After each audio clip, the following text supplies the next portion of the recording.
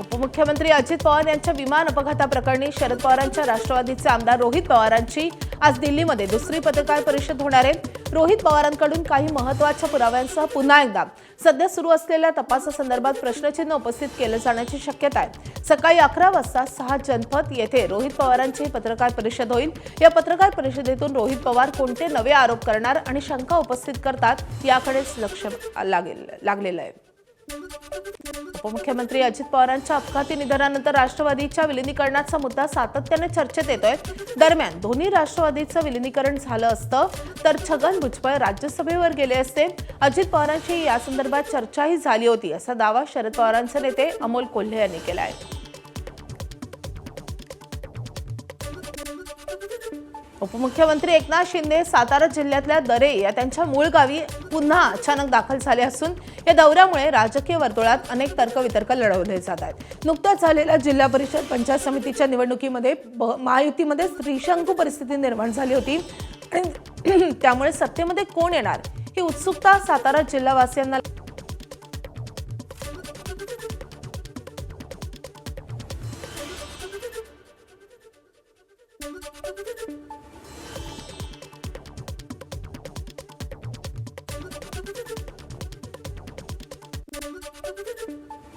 तब्बल 4 वर्षांच्या प्रदीर्घ कालावधीनंतर अमरावती महापालिकेची पहिली आमसभा झाली आहे। पहिल्या आमसभेमध्ये 8 स्वीकृत सदस्यांची निवड करण्यात आली आहे। पहिल्या सर्वसाधारण सभेत चांगलाच गोंधळ पाहायला मिळालाय।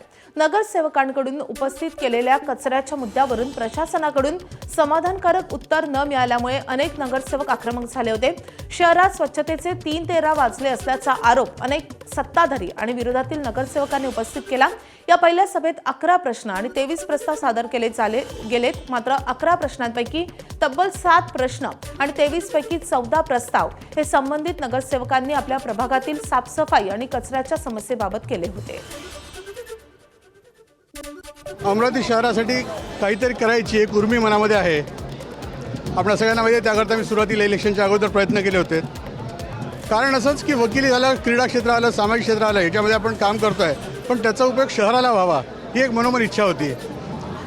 हे सगळे गुण जेव्हा वडील नगरपालिकेत होते उपाध्यक्ष म्हणून, नंतर आई महापौर झाली, तेव्हापासून सारखं हे मनात असते की आपल्याला शहरासाठी काहीतरी करायचं आहे।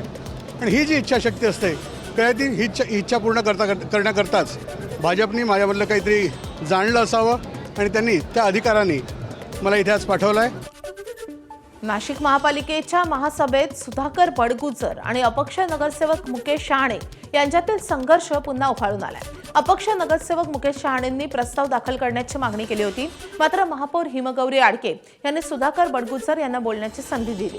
यावरून वादाला सुरुवात झाली। आधी प्रस्ताव घ्या, नंतर दुसऱ्यांदा बोलण्याची संधी द्या, अन्यथा आंदोलन करण्याचा इशारा मुकेश शहाणेंनी दिलाय। तर बोलण्याची संधी दिल्यानं आधी बोलणार असल्याचं बडगुजर यांनी सांगितलं आणि त्यामुळे नाशिकच्या महासभेत काही काळ गदारोळ पाहायला मिळाला।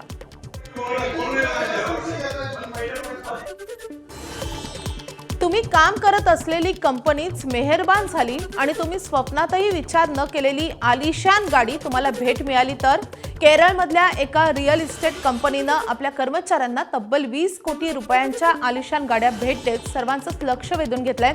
रिअल इस्टेट क्षेत्रामध्ये कार्यरत असलेल्या हायलाइट ग्रुपनं आपल्या 30व्या वर्धापन दिनानिमित्त 47 नव्या कोऱ्या गाड्या कर्मचाऱ्यांना सुपूर्द केल्यात। या गाड्या साध्यासुध्या नसून थेट लक्झरी सेगमेंटमधील आहेत। यामध्ये range rover, Audi Q8, land rover, defender यासारख्या उच्चभ्रू SUVंचा समावेश आहे।